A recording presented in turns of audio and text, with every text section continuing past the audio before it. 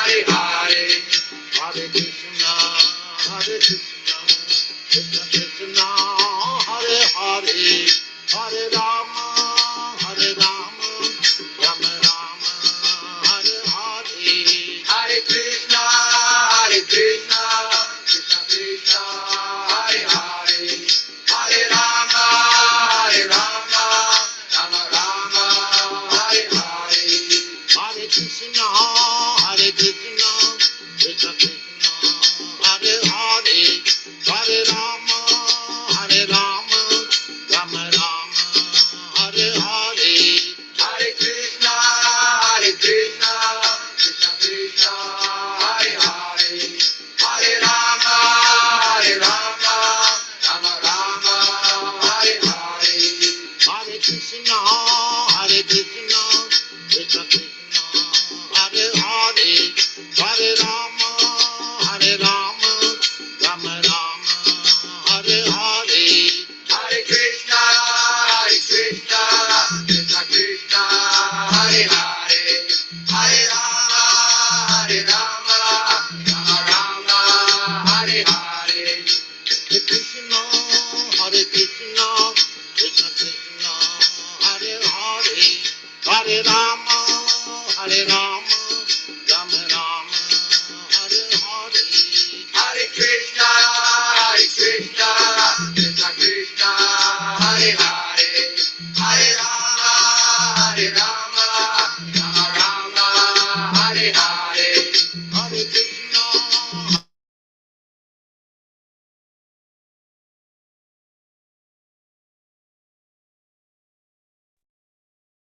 Hare Krishna. Hare Krishna, Hare Krishna, Prabhu. Nanda pranams. Sorry, Prabhuji, this internet suddenly got... No problem, Prabhu. Absolutely fine. Absolutely fine, Prabhu. Just give me a minute, Prabhu. You'll be sharing, Prabhu? Yes, I'll share, Prabhuji. Yeah, okay. So let me just give a round of introduction. Hare Krishna, everybody. Welcome to the Nityam Bhagavata Sevaya on a Saturday morning. We'll be just continuing to read from Srimad Bhagavatam, Canto 4, Chapter 28, which talks about Puranjana becomes a woman in his next life. Today we'll be covering the verses 7 to 9, and we have the special association of His Grace, Haridev Krishna Prabhu. Prabhu, over to you. Nandavats. Hare Krishna, Prabhu. Firstly, I would like to thank all the temple management authorities for giving an opportunity for me to read here and try to share for my own purification and for the pleasure and service of Vaishnavas. I also seek the blessings of all the devotees here who are surely more learned, experienced, and also practically demonstrating how to practice sincere bhakti. I seek your blessings so that whatever I speak, I will be able to implement it and progress in my spiritual life. And if there are any shortcomings, please forgive me. Hare Krishna. So we'll start with the prayers. Om Namo Bhagavate Vasudevaya. Om Namo Bhagavate Vasudevaya. Om Namo Bhagavate Vasudevaya. Narayanam Namaskrityam Naram Chaiva Narottamam Devim Saraswatim Vyasam Tato Jayam Mudiraye. Nashtaprayeshu Abhadreshu Nityam Bhagavata Sevaya. Bhagavate Ruttama Shloke Bhaktir Bhavati Naishtike Krishnaya Vasudevaya Devaki Nandanaya Cha Nandagopa Kumaraya Govindaya Namo Namaha. Hare Krishna. So we will recite this first sloka and then we'll offer Mangalacharan prayers and then start off.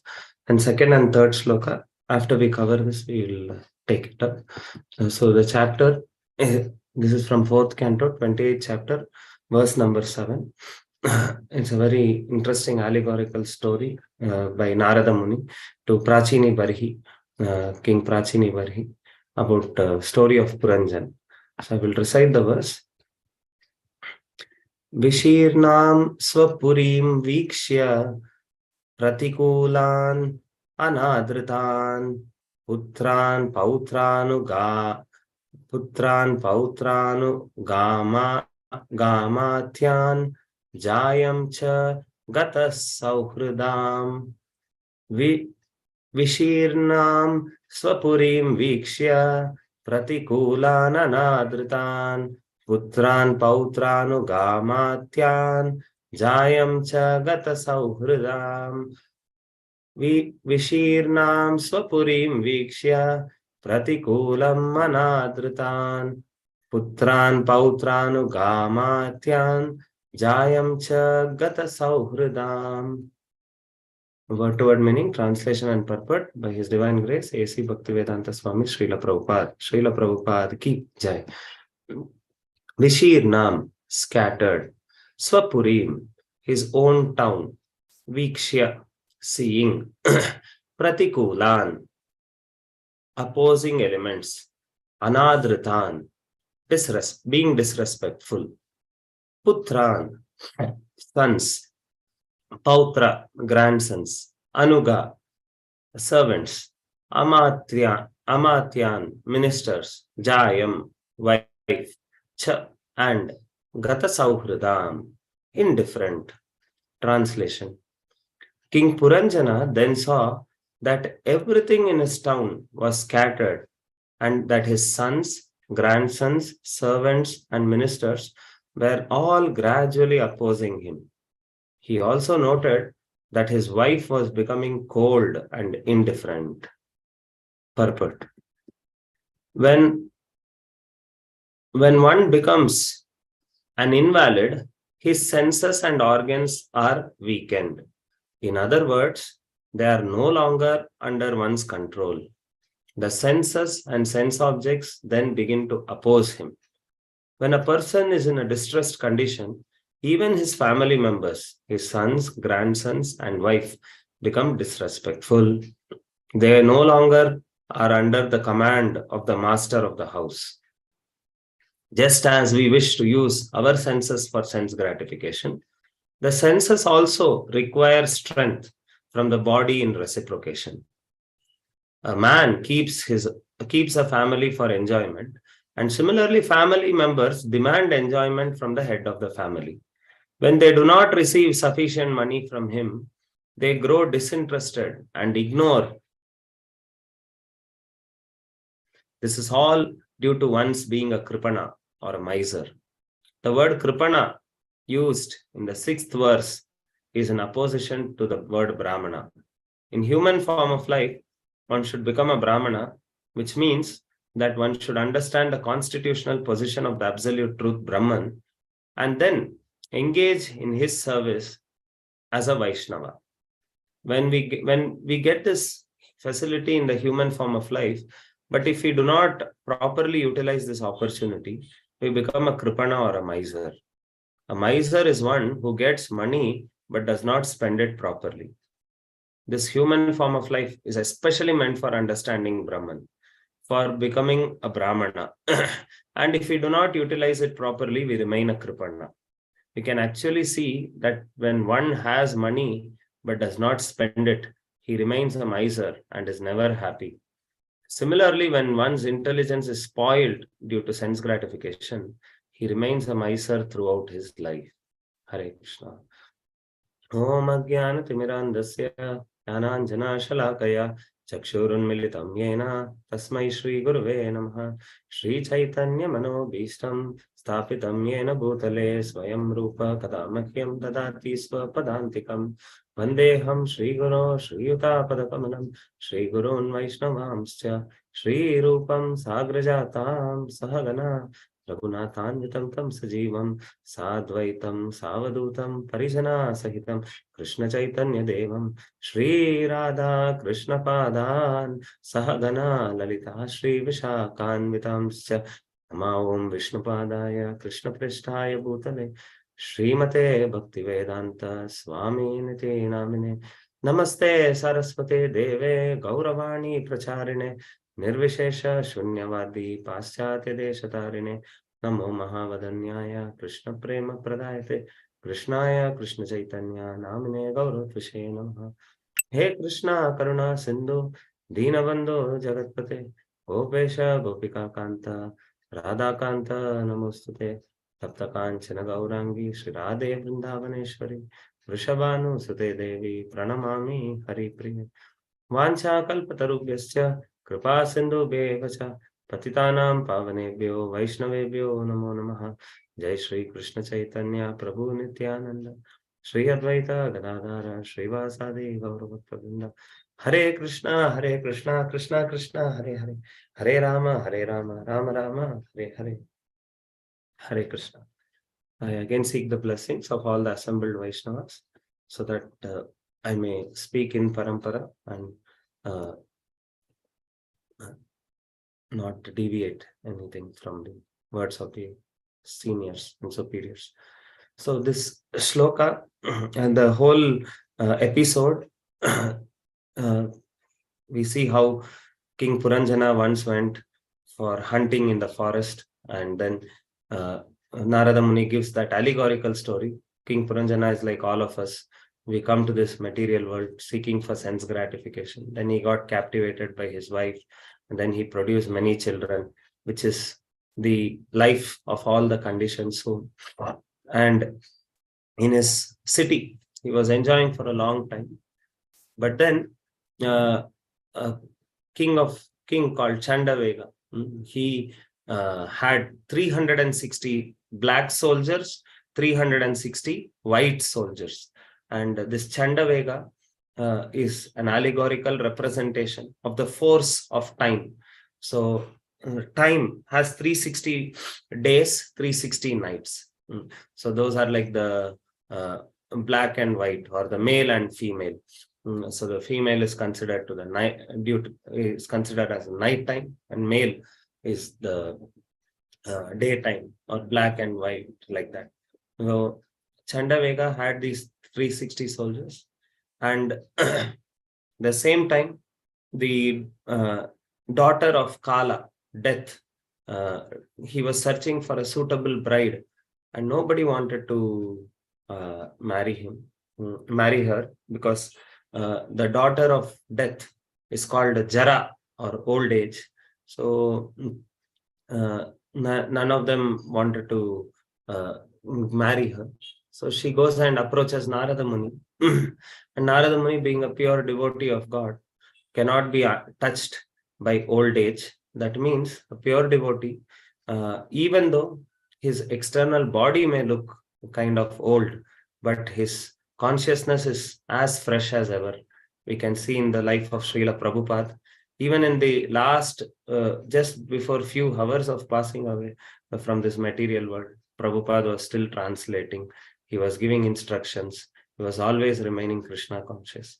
And needless to say about all Prabhupada's sincere disciples, who are exactly following in the footsteps of Prabhupada, whatever their condition of body is, they always are remaining happy and fresh in Krishna consciousness, and they're joyful serving the devotees and elevating their consciousness. His Holiness Jai Pataka Swami Maharaj, Gopal Krishna Goswami Maharaj, we see all of them, how they teach us that just like here Narada Muni, although Jara comes, old age comes, she cannot influence a pure devotee, in the sense that their service remains fresh and enthusiastic for Krishna, for devotees, all that. So Narada said, I will give you, because the devotee is merciful. When somebody comes seeking for shelter, Narada sees how I can even engage this Jara in the service of Krishna's ultimate plan. Krishna's ultimate plan, being the loving father of all the living entities, Krishna's only desire is that we all come closer to him. So then Narada sends her to the king of Yavanas, who was called as Bhaya, or fear. And so when this old age approached fear and said, at least you please marry me, then Bhaya also thought that nobody likes to marry old age, but at least I can use the best of bad bargain. I can use her, I can take her as one of my sister and try to engage her in my own service. And The king of Yavana, Bhaya, fear. His goal is to induce fear in all the hearts of the people. And one imperceptible kind of weapon that he can use to bring this fear is old age. So he said, although I cannot marry you, but you can go and secretly attack and kill everybody in an imperceptible manner. Why is it called imperceptible? Even in the first canto, Srimad Bhagavatam, when Vidura is giving advice to Dhritarashtra, and he's speaking, time is, he says two things. Time is insurmountable and imperceptible. That means it is insurmountable means whatever we do, we cannot go against the Kala, against Kala. Only Krishna is superior to Kala. So if Krishna desires only, something can change. But otherwise, Kala is insurmountable. If one has to die, he has to die. If one has to suffer at that point, he has to suffer. There's no way. It is insurmountable. And secondly, it is imperceptible. Why imperceptible? Because we do not know how time flies away. With every time, at least I think after one Vyas Puja or one Yatra, I think, okay, next year I should at least complete a lot of sadhana. I should do some service. But next Vyas Puja comes, I see that, oh, 1 year has passed, but I have not done much of bhakti. But I was just sucked into so many daily chores, this. So time is very imperceptible. And suddenly, like this 1, 2, 3, 4, 5 years goes. Initially, when a child is born at home, we think, okay, now maybe next 2, 3 years, because child is small, our sadhana may get compromised. But then now we see 5 years has passed and still sadhana has not gone much ahead, service has not gone. So 5 years has just flown like that. And it is very imperceptible. We think that maybe we still have long time, but suddenly once in a year we get reminded, or once in an important occasion we get reminded, oh, last 1 year I just whiled away, not doing much spiritual activity, not doing service, that way. And finally we become old like that. So it is insurmountable and imperceptible. So the king of Yavana, he says that I would want to engage you because you go and imperceptibly attack everyone. And when they start becoming old, they naturally start becoming fearful also of death. So in that way, you can actually do positive service, because at least when somebody sees old age, they may feel, okay, at least now I should practice bhakti seriously. At least now I should progress and give more priority for Krishna consciousness, like that. So this is the background. And here, in this shloka, to be specific, the allegorical thing is that King Puranjana saw that everything in his town was scattered. Same way, when we grow old, all our senses are scattered here and there. And that his sons, grandsons, servants, ministers, they were all opposing him. And these are all compared to the different senses which were cooperating in a living entity's enjoyment. But now, in old age, all of them start opposing him. And his wife was also becoming cold and indifferent. So in the previous part also we have seen, the wife is an analogy given to the intelligence of a living entity. Why intelligence? Why not anything else? Because for a husband, the closest person is the wife. And similarly, for the Atma or the soul, the next door neighbor of the Atma is the intelligence. Both of them know each other so well that the soul, when it is covered over by the Ahankara, the intelligence exactly knows what is the mentality of this conditioned soul, what is the false ego that this living entity has. And it tries to serve that false ego if the intelligence is a corrupted intelligence. So it exactly serves, okay, this fellow wants to be the enjoyer of all, so it will give ideas how I can exploit others, how I can get enjoyment from others, like that.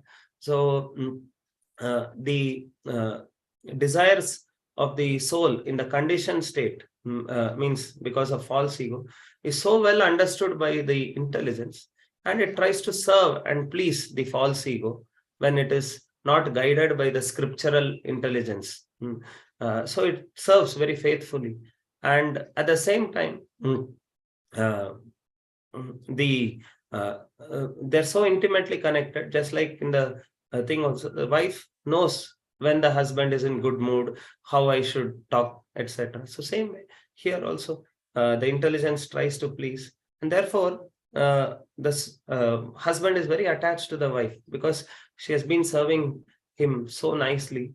And now in old age, uh, the living entity is thinking, my senses are not cooperating. Can you give me some idea how I can prolong my sense gratification? But the intelligence has also become cold and indifferent in old age. So neither is there, uh, mm, neither the senses are cooperating, and neither the intelligence is working. And in fact, the soul now starts going into a state of bewilderment.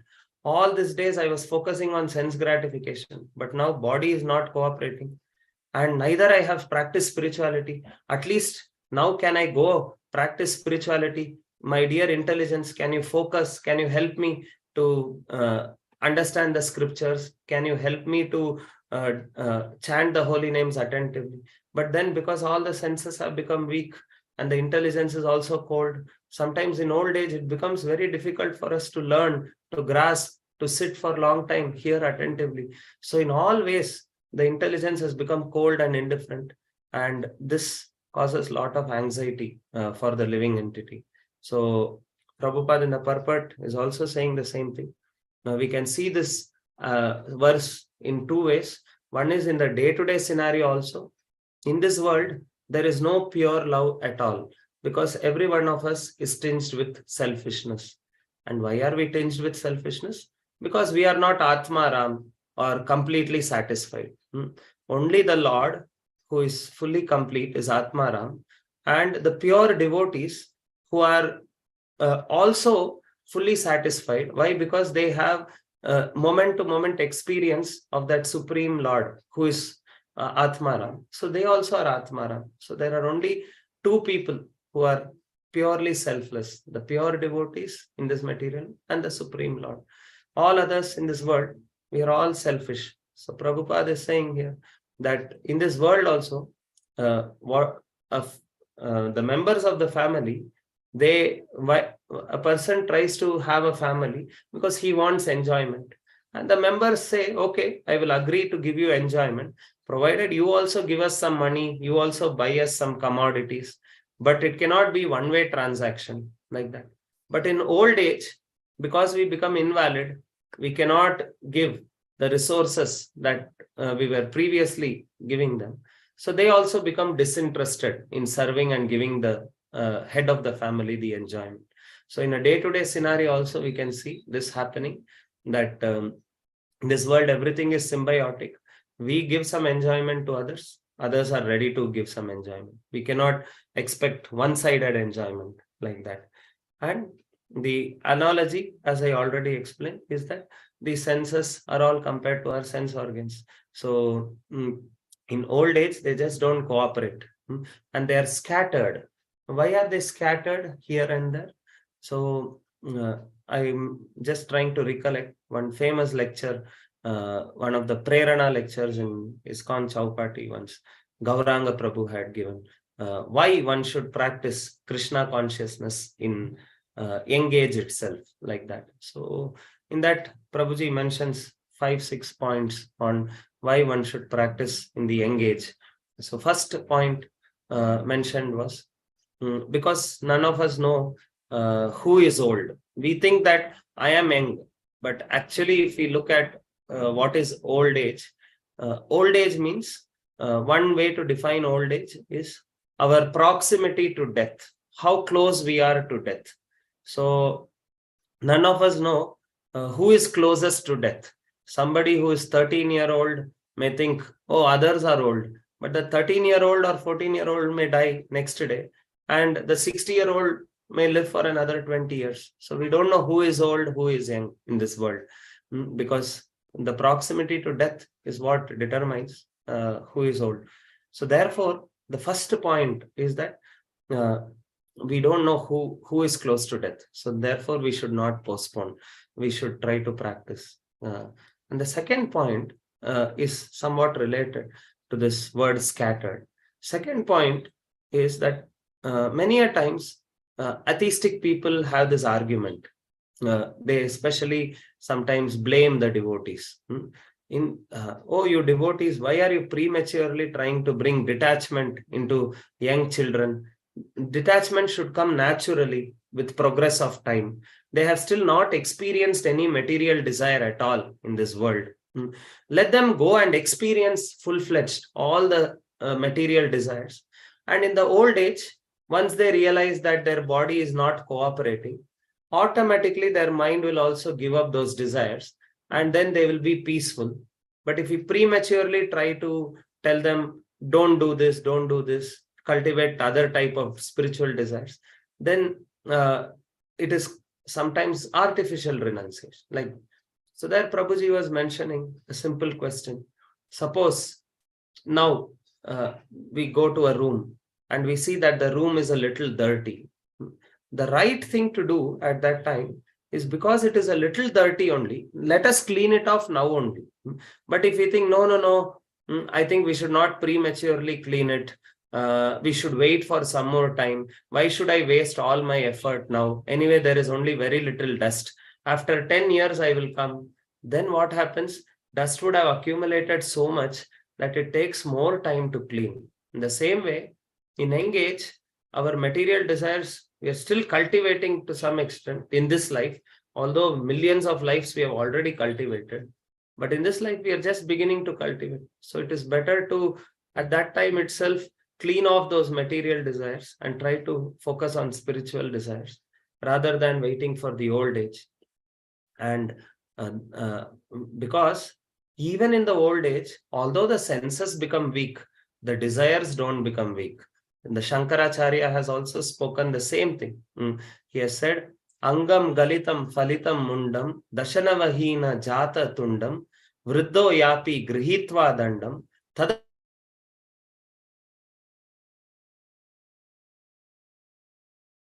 become very weak. Angam galitam falitam mundam. He has lost all the hair and he has become munda, bald. He had beautiful 32 teeth. Now all the 32 teeth have started breaking down, and there are hardly one or two teeth. Dashanavahina jata tundam and vriddhoyapi grihitva dandam. He has become old and he's carrying a danda, not the sannyas danda, the old age stick. He's unable to walk. Tadapina munchyati asha pindam. Even though all this has happened, still the desires have not died down. Because same example, when you leave the room open for a long time without cleaning, more dirt comes. So to clean it is more difficult. Not that when the senses are invalid, the desires also go away. Rather, when the senses are invalid and desires are still hankering, we become more frustrated in this world. So that is why sometimes probably old people, they get very soon infuriated. Why? Because the hearts are filled with so many unfulfilled desires, but the body is not having capacity. And as we see in the Bhagavad Gita, or Dhyayato Vishayam Pumsa, in that verse, Sankat Sanjayate Kama.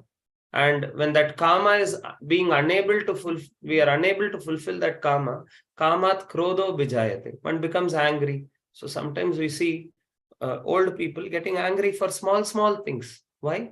One reason is this, that desires are there in the heart, but the body is not having strength, and they see others are able to do it. I am not able to do it. So one may become angry for small reasons also. So therefore, scriptures say one should try to practice kaumaram acharet pragya at the earliest spiritual practices. And one more reason in the lecture mentioned by Gauranga Prabhu was if we say we really love a person, what would we want to offer? Suppose the husband tells the wife, I love you very much. And on the wife's birthday, the husband gets a very old, withered rose and gives it and says, I love you very much. The wife will certainly not be happy, because it's not a freshly grown, beautiful rose that is offered. Nobody accepts old things in this world. Nobody accepts stale things in this world. And then when we say, Krishna, I want to love you, I love you, like that. And then our prime part of the body and intelligence in youth, we have never used it to serve Krishna. But in the old age, when nothing else is working, as a last resort, when we go to Krishna and say, Krishna, now please accept me.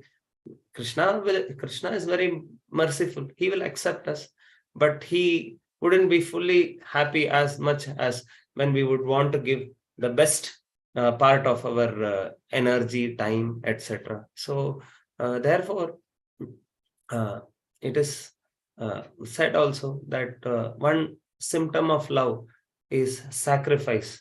Again, I'm speaking mainly these things for myself also, that one symptom of love is sacrifice. So love means there should be sacrifice.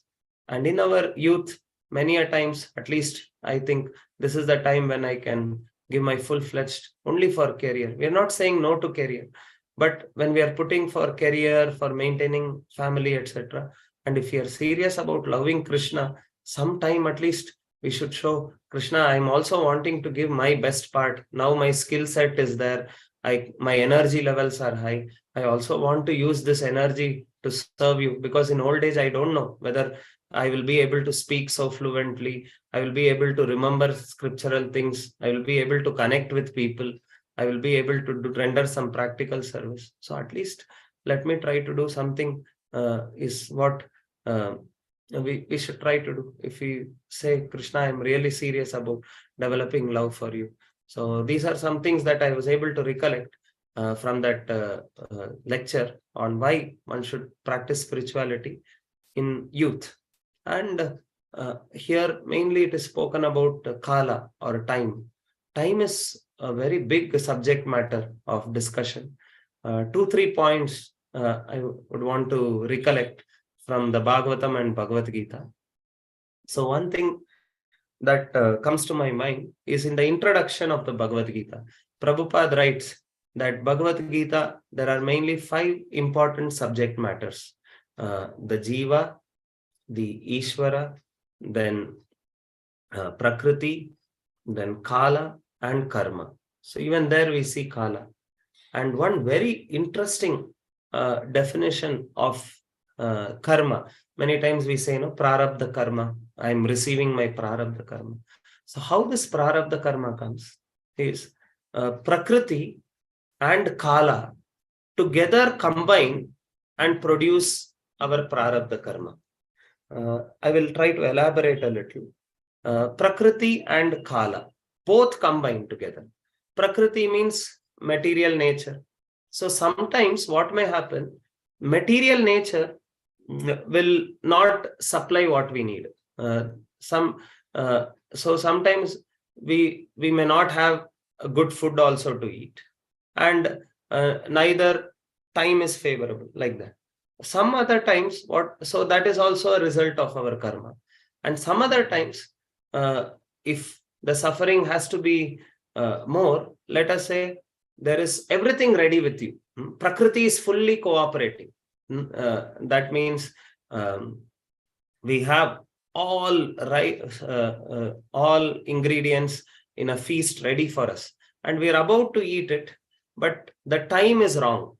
Means at that time when we are about to eat it, suddenly we get a phone call and say, and the phone call we get to know that you are fired from the job, or you have failed in the exam, like that.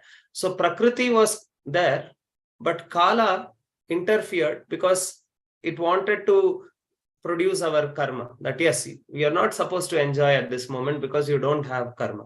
So sometimes Prakriti may not be favorable, Kala may not be favorable. That also gives us karma. Sometimes Prakriti may be favorable, but Kala may be unfavorable. That also gives us suffering in this world. Sometimes Prakriti may not be favorable, but Kala is favorable, like that. So sometimes time may be the right time. Like, for example, on Sunday, it is a holiday. So the time is right. We have planned as a family, let us go for picnic, like that. And suddenly that day, we see that there is some strike going on, or some heavy rains have come, or some tsunami is about to come, or whatever, or corona has come, like that. So many a times we see that the karma that the prarabdha, both suffering, happiness, it can have all the varieties. Prakriti may not cooperate, Kala may not cooperate, and Prakriti may cooperate, Kala may not cooperate. So if we see the four possibilities mathematically, Prakriti is favorable, Kala unfavorable. So that will produce suffering only. Prakriti unfavorable, Kala favorable. That also produces suffering. And Prakriti also unfavorable, Kala also unfavorable. That also produces suffering. So only one combination gives us happiness. When Prakriti is also favorable, Kala is also favorable. When everything is set right. So in this world, our karmic reactions are a conglomeration of both of these, Prakriti and Kala. So therefore, we should know that the best way is that we cannot wait for everything to be favorable, because there is only one possibility where everything will be favorable. So Chaitanya Mahaprabhu, when he was traveling to Jagannath Puri, after he went to Shantipur, met the devotees, stayed there for 10 days, and on the request of Sachi Mata, he wanted to go to Jagannath Puri. So he was going through Orissa, and at that time, there was a lot of warning given to him. This is not the right time to travel because there are dacoits, etc. But Mahaprabhu said, all obstacles in bhakti are subservience to Krishna. So if one has a desire to really please and serve Krishna, then Krishna will remove those obstacles, like that. And Advaita Acharya also says at that time, yes, all obstacles are your servants, Chaitanya Mahaprabhu, like that. So what we can take in our own life is that in our spiritual practices, there will be obstacles, not because of spiritual obstacles, because we have a material body, we have material sufferings, as we said, 3x, 3/4 of the combinations will give us suffering. But if we desire to serve Krishna, all the obstacles become servants of Krishna. So just because we have desire to serve Krishna, either that obstacle may get removed, or Krishna will show us how, even though in this situation one is so unfavorable, etc., still he will give us intelligence. Dadami buddhi yogam tam. In this situation also, how one can progress in bhakti, like that. Just like Vidura, because he was sincere devotee, even though Duryodhan threw him out from the palace, immediately Krishna gave him intelligence. Dadami buddhi yogam tam. He thought, oh yes, I was waiting for this. Now I have been serving Duryodhan and my mind is filled with diplomacy, etc. But now I can purify myself by going to all the holy pilgrimages, like that. So Krishna will give that intelligence in any situation, how one can progress in bhakti if one has the sincere desire. So this is something that I remembered from the Bhagavad Gita about time, and I wanted to share. And in Bhagavatam, the 7th canto, Yudhishthir Maharaj starts with that question: can you tell me, is God partial or impartial? And Narada Muni says, God is impartial. But I see that God is always favoring the demigods. No, God is not favoring the demigods always. The time is the neutralizing factor. So demigods are powerful in the daytime and demons are powerful in the night time. So time neutralizes everything. So it, just like a mother loves both her children, and she's very neutral to both. But when will the mother punish the child? When one child causes mischief, she will punish. Let us say mother has 2 children. She knows for sure one child is good character, another child is bad character. But while sharing the property, sharing the resources, she may still share it equally. But when she sees one person is trying to cause harm to the other person, then she may restrict certain things. But otherwise, she is very neutral to both. Same way, God also, for him, both demons, demigods are his children. And in the form of time, sometimes he says, okay, demons, I shall make you powerful now. But the moment you disobey my laws, then you will have to suffer. And it is not that demons always disobey. Sometimes they do the right activities and they get rewarded also accordingly. Like when Bali Maharaj worshipped Shukracharya, his guru, very dutifully, he gained strength and he was able to conquer the kingdom of demigods also. That way. But when they wrongly assert things and try to go against God's plans, and then they suffer that way. The plan of the mother is both children live happily, they cooperate and don't end up with enmity. But if one artificial simply picks up enmity with the other child, then the mother may sometimes or father may sometimes have to correct like that. So time in Bhagavatam is also said as a neutralizing factor. And Krishna is so merciful that he's not giving us death without indications. That famous mm, uh, story we have heard. Once one person suddenly met death and then he became quite disgusted and he asked Yamaraj, how can you do this? You never gave me any notice. Then Yamaraj said, no, I gave you several notice. Initially, your hair started becoming white, then they started falling off, then your eyes started becoming weak, you started wearing spectacles, your hearing became very weak. So these are all indications that I gave that death is approaching, but you never took those reminders seriously like that. So that is why sometimes time is called imperceptible, although it's evident. Sometimes we choose to neglect it. So Krishna is merciful. He's giving us day-to-day indications. After we grow, cross 30, body's energy somewhat goes down. 40, it even more goes down. So it is an indication that yes, one is approaching old age and death fast. So we can use time productively for advancement in spiritual consciousness. The 8th shloka says,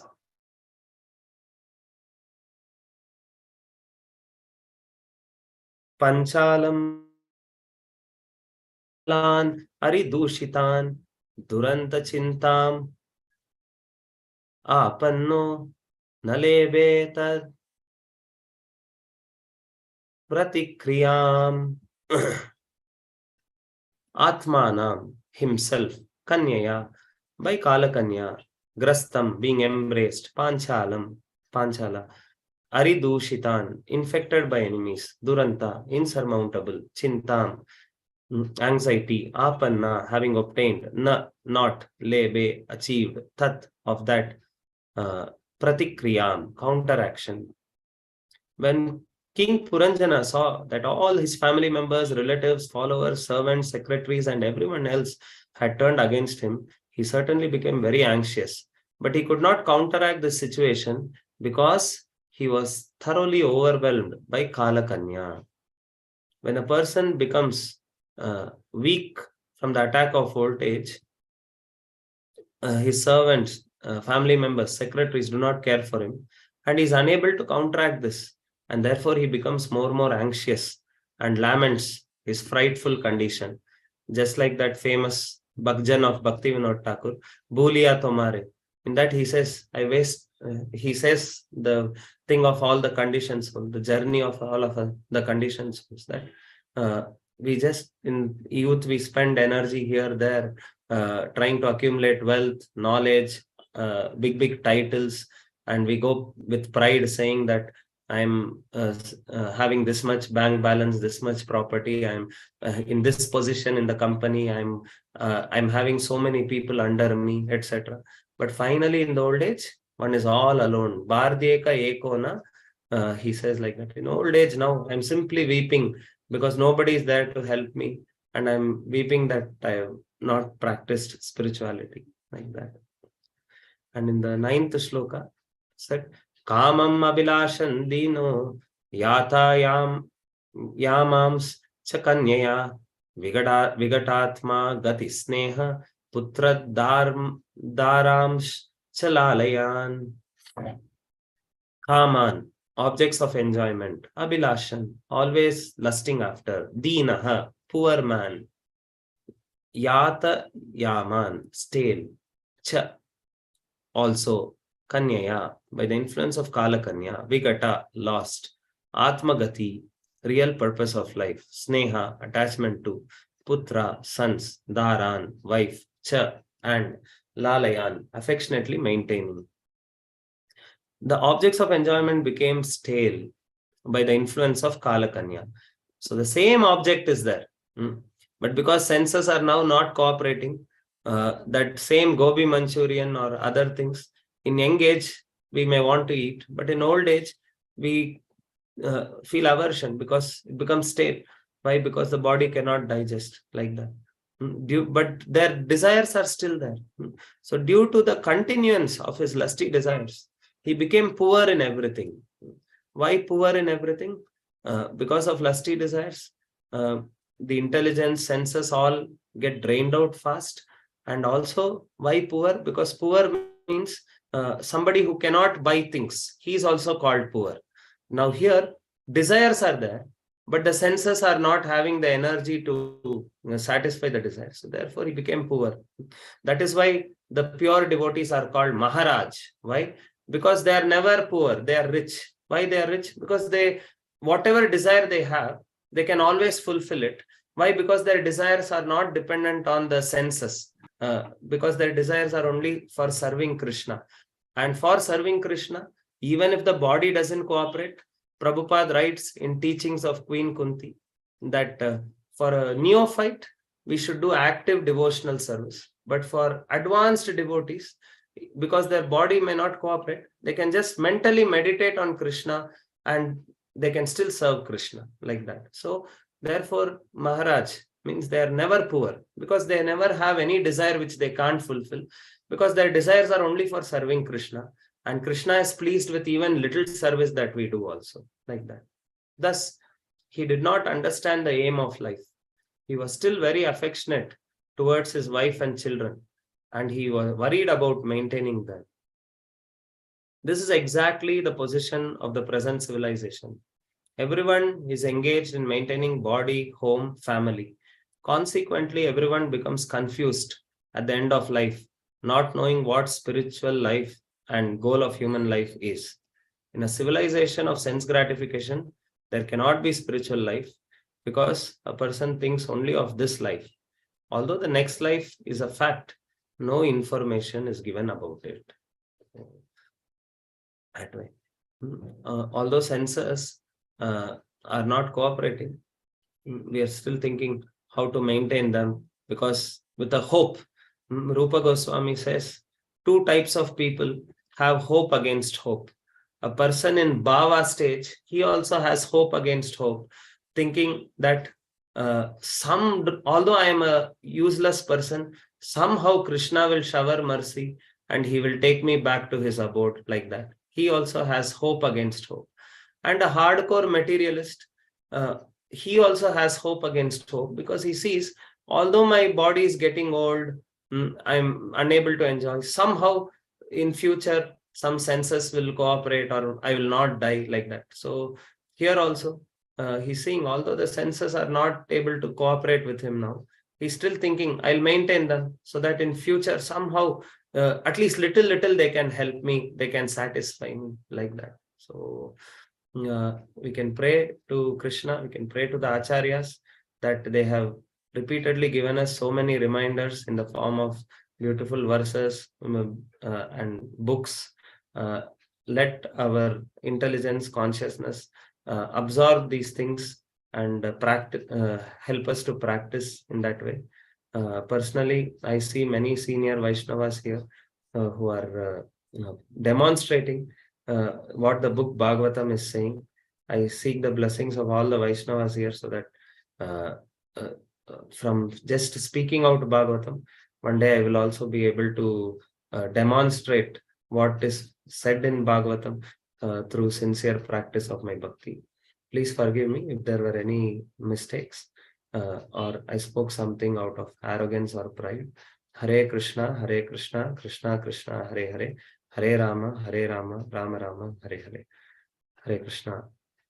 Hare Krishna, Prabhu. Thank you. Thank you for the wonderful class. And you really emphasized in terms of time, how actually time plays a very big impact.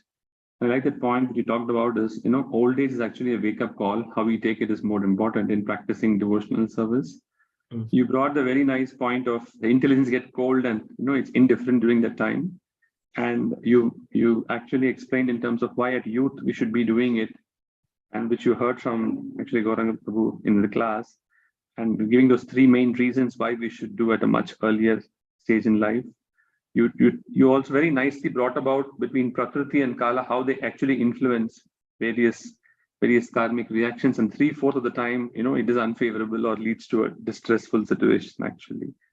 And you also said how a pure devotee, despite all this, takes everything into an opportunity and progresses further in bhakti. And be it suffering and everything, they just take it as an opportunity. And towards the end, you talked about how pure devotees, their effort was Maharaj, because they always want to serve Krishna, which is more selfless, and rather than the materialist or anybody else would be more selfish, in our approach. And the hope against hope between pure devotees and materialists, how they actually are very different, because one is totally depending on Krishna, other one is thinking somehow I'll get some opportunity to enjoy. Thank you, Prabhu. I've just unmuted the line, so I would just request devotees to share their comments or ask questions.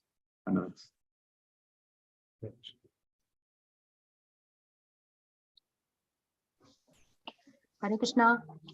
Hare Krishna, Mataji. Thank you for a very wonderful class, bringing out such wonderful, nice points, reminders.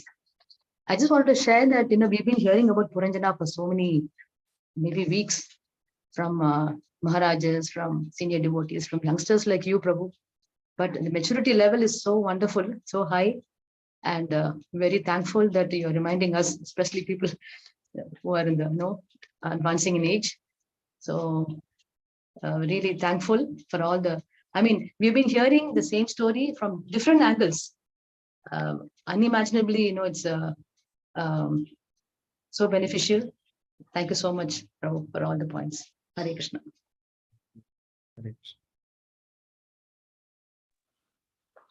Hare Krishna, Haridev Krishna Prabhu. Thank you for wonderful class, Prabhuji. Especially the aspect that you highlighted, Prakriti, a combination of Prakriti and Kala, actually that fructifies the karma. And only when both karma and Prakriti are, only when Prakriti and time are favorable, that will fructify into karma. So that was a very nice point, Prabhuji. I'm just, contemplating. You mentioned about one important point, like, the imperceptible time. Imperceptible time. That's really, really true. Time like flies away. It looks like, we started Kartik now and another Kartik has come, but no difference as far as spiritual advancement is concerned. So many warning bells, have been rung. Every time when senior devotee gives class, it's another Kartik, we take some oath, and I'm talking about myself, but still, going back to the same routine, mundane activities. So I don't know when I'm going to get a root shock of becoming more serious. Really wonderful class, Prabhuji. And one other thing I forgot to share was that if although those 3/4 of the time it is unfavorable, in that moment, if we do bhakti, Krishna is very, very pleased, because in an unfavorable situation also, when one is still remembering Krishna, that shows a lot of love. Therefore, the 6th canto in the Ajamila section, we hear so many things where it is said, even when one is falling from a mountain, or when one is pricked by a thorn, that time he calls out Hari. Immediately he is taken to the spiritual world. So we can sometimes see this as a blessing in this material world. Probably that is why demigods are also praying, let us be born in the material world, so that there is ample amount of suffering and happiness also. It's not fully distressful all the time. But in this suffering situation, if you do little bhakti also, Krishna will be greatly pleased. So when difficulties come, we can also tell, okay, here is a way where here is an opportunity for me to actually get the mercy of Krishna, because now Krishna is going to watch when difficulties are there. How are we doing bhakti? That if we show our sincerity, Krishna will be very pleased and bless us profusely. That's really, really true, Prabhuji, because I heard in Bhagavata as well, Krishna says that he is very pleased with Pandavas because they have been doing devotional service in the most unfavorable situation. There was not even a moment of time where they were, in a comfortably well-placed situation. They have been facing, a calamity after calamity, but still, they continue to perform, and their faith towards Krishna has never diminished. Similarly, in our current contemporary, we see relatively devotees in India, we are in a very comfortable and better place situation. But whereas those devotees in China, Russia, they are facing calamity after calamity, and they face so many obstacles in practicing devotional service. But their 16 rounds and our 16 rounds are completely different, actually. So, and that's why they make progress also. They advance. I see, some of my god brothers and god sisters, when I go to Vrindavan and other places, their maturity level and advancement is really amazing, Prabhu. It's because, as you said, Krishna is pleased when somebody is performing little bit of devotional service in the most unfavorable situation, because they are thinking of Krishna in that situation as well. So that's a very, very important point. Thank you. Hare Krishna, Prabhu. Prabhu, there are actually a couple of comments from one from Uttara Mataji. She thanked you for the wonderful preaching. Saraswati Mataji also acknowledged. She really said, thank you, Prabhuji, for the wonderful teachings, especially that we don't know who's old or young. So, yeah, that's a very, very apt thing also. I also felt the same. Because we think old to be age related, but the old age is how proximity or how closer you are to death, which nobody knows. Yeah. Any other reflections or questions? Yeah, we're having Prema Priya Mataji. She's again wanted to say wonderful class for many points, especially on the time, how important. I'm just reading that. Especially on the time, how important it is for us to utilize it properly in service of Lord Krishna, as time gone cannot be brought back, even if we are ready to purchase it, and how we should always have desires to serve Krishna. Thank you, Mataji. Shall we end, Prabhuji? Okay, Prabhu. Oh, yes, there's one more which is coming over here from Talari Srinath Prabhuji. He's saying he's again thanking you for a very nice lessons to put in practice. Thank you, Prabhu. So we'll just end the session today. Before ending the session, I would just want to tell everybody that now from Sundays, again, we are back to our 8:30 morning, live from temple. So it'll not be evening class anymore. It'll be back to morning classes. So I just want to give a quick reminder. Thank you for, thank you, Haridev Krishna Prabhu, for actually giving us a wonderful class Hare today. Krishna. Yeah, Prabhuji, sorry, Ravi Lochana Prabhu, can I make one small announcement, Prabhuji? Yeah, Prabhu.